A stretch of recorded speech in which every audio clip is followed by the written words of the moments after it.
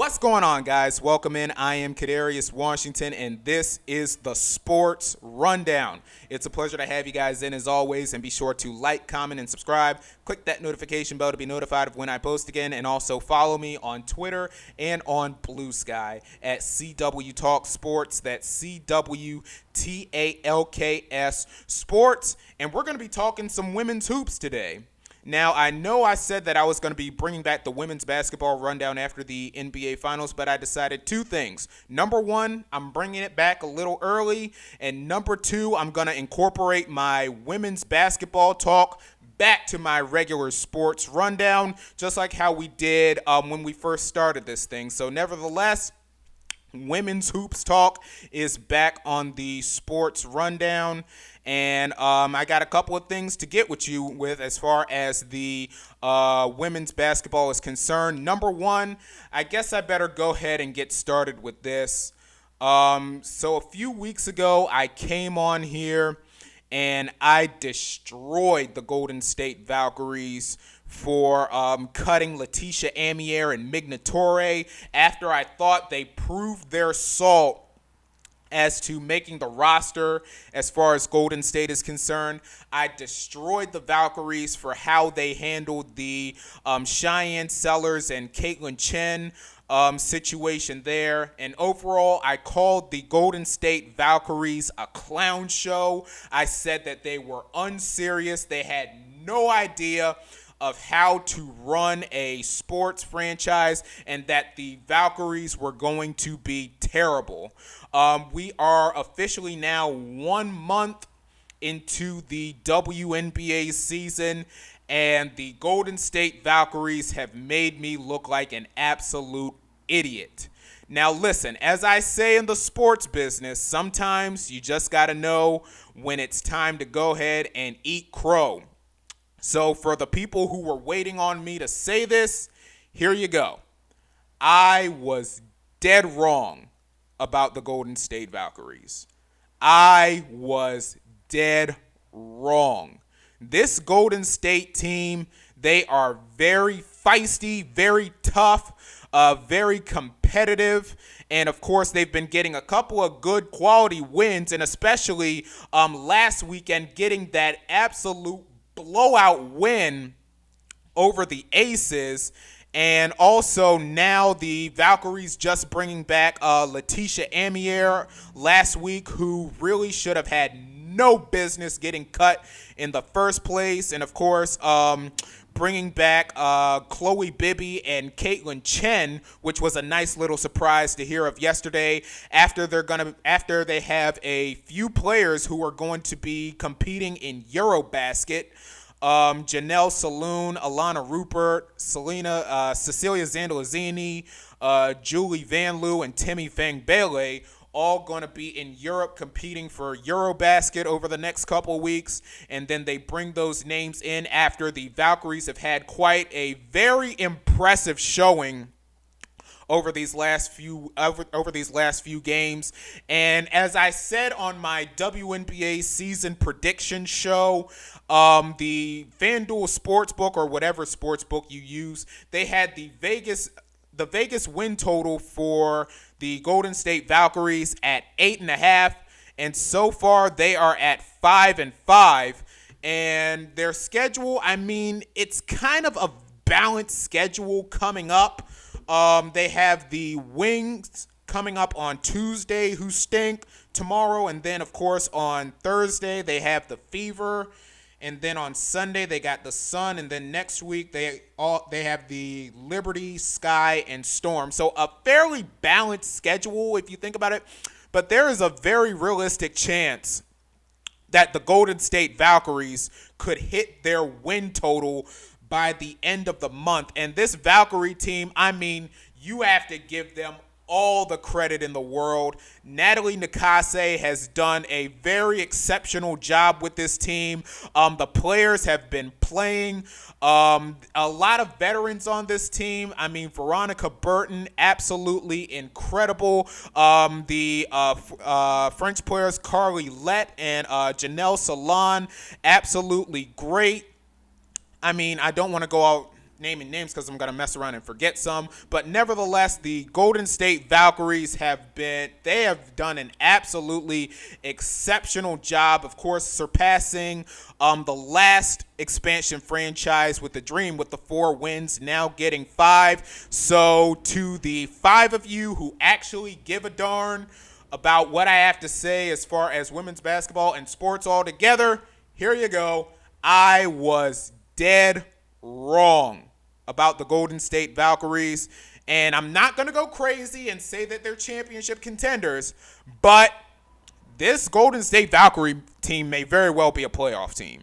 They may very well be a playoff team, and I am definitely on board for what this team has going on. All right, next thing that I want to get into, of course, heading into the week last week, we had 2 remaining undefeated teams in the WNBA, the Minnesota Lynx and the New York Liberty, and both of them fell on last week, starting with the Lynx, who lost to Seattle last week, 94-84.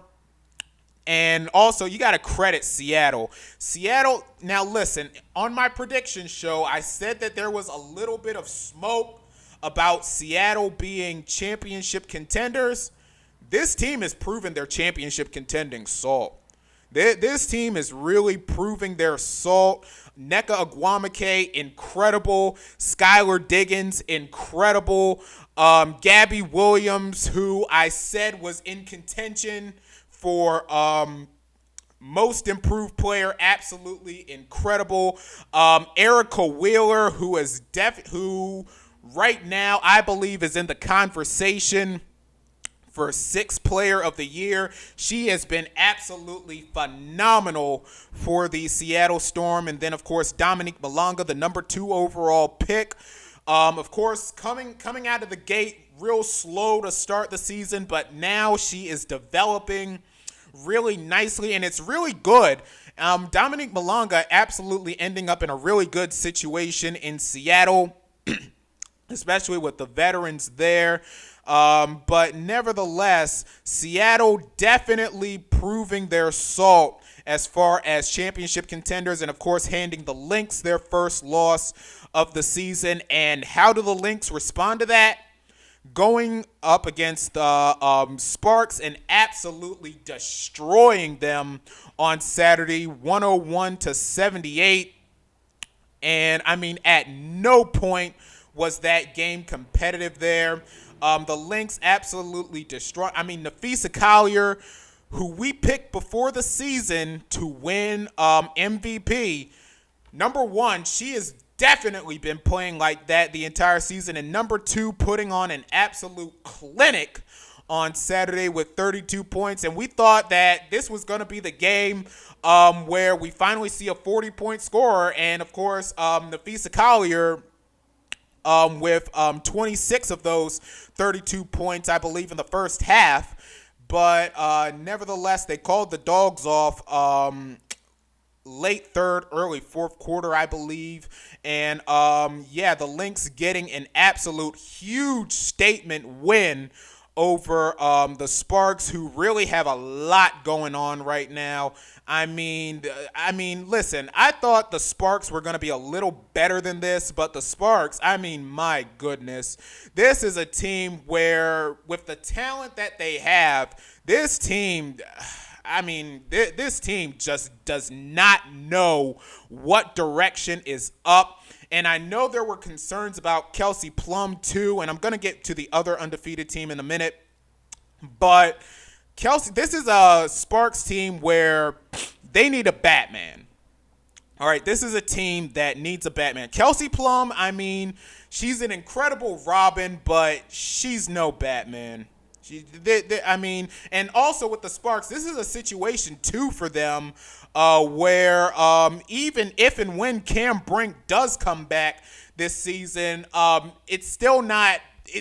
I don't think it still solves their problems because they have a lot of issues, a lot of things that they need to get worked out. But the Sparks, I mean, this is just ouch. I mean, they're really in danger of missing the playoffs again And it's unfortunate because I said this on my Twitter at CW Talk Sports, CWTKTALKS Sports, that it's crazy how after Candace Parker left the Sparks, they forgot how to be a winning organization. And the way the Sparks are looking with all the talent and Rakia Jackson being one of the better second-year players too, I mean, my goodness, the Sparks are a mess, but definitely credit the Lynx for getting that win there on Saturday. And, of course, the other undefeated that went down, the New York Liberty at the hands of the Indiana Fever, 102-88 on Saturday.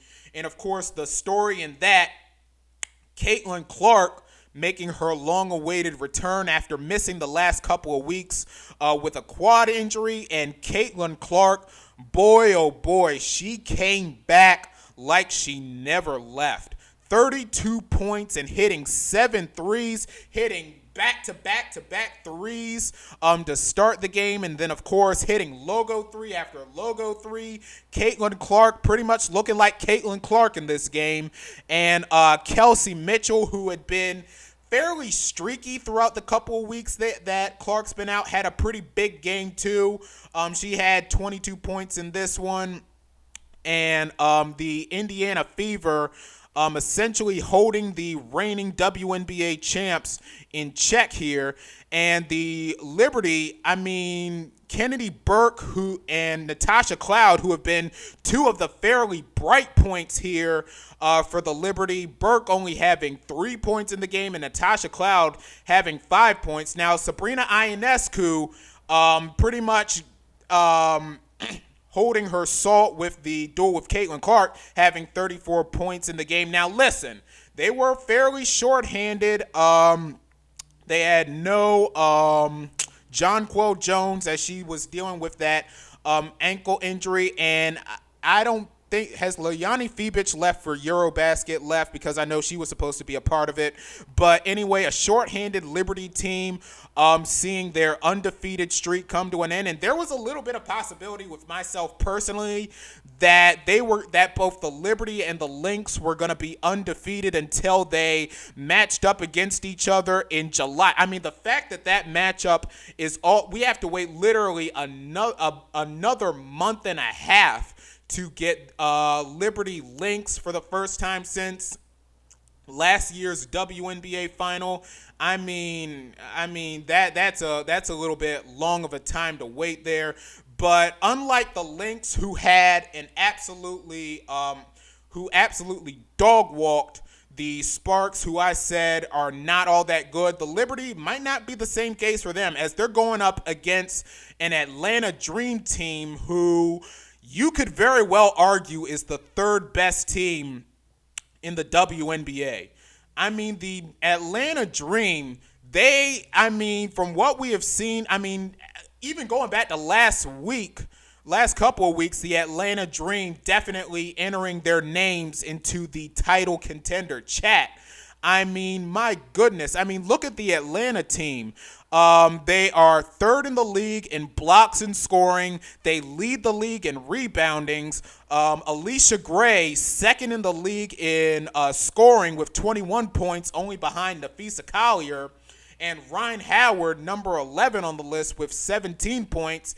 And both Gray and Howard being in the top 10 as far as made threes are concerned. And, of course, Brittany Griner a couple of games ago passing Lisa Leslie for third all-time on the blocks list.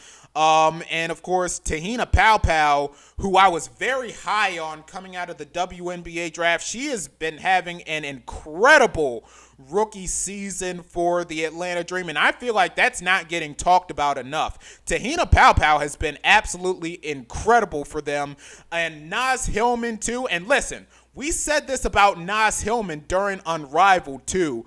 Now listen, Hillman doesn't have the most eye-popping stats, but when she's on the floor, you know she's on the floor. And the Atlanta Dream, definitely one of the more balanced teams as far as the WNBA is concerned. And so that Dream Liberty matchup tomorrow night to conclude the I guess the conference play. Well, the conference play or the yeah, I think that's right. The conference play or the early stages of the Commissioner's Cup. That is going to be an absolutely fun matchup in my book, and I'm definitely going to be into that come tomorrow night. All right, one more thing that I want to get into real quick.